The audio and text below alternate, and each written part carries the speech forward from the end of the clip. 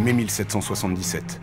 Dans Salins-les-Bains, ville d'importance de la Franche-Comté, une prestigieuse assemblée se réunit discrètement pour une cérémonie à la fois étrange et solennelle. Ce sont des francs-maçons.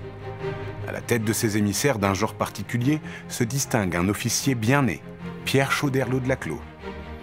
Celui-ci plaide avec une remarquable éloquence en faveur d'une cause alors difficile, l'initiation des femmes à la franc-maçonnerie.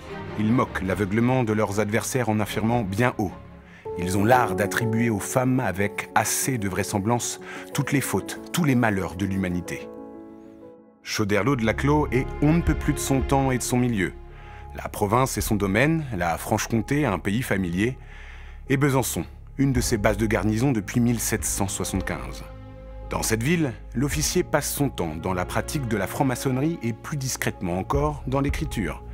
Le capitaine en second Choderlos de Laclos affûte ses plus belles plumes et entame la rédaction d'un roman épistolaire.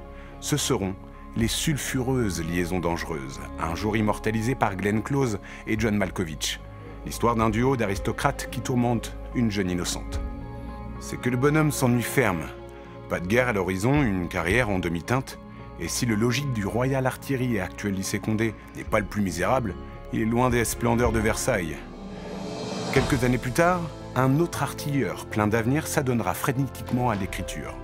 Il souhaite publier un essai sur l'histoire de son pays et soumet le manuscrit à l'imprimeur Daclin, installé Grande Rue à Besançon. Ce dernier refuse le projet d'édition. Il aura tort.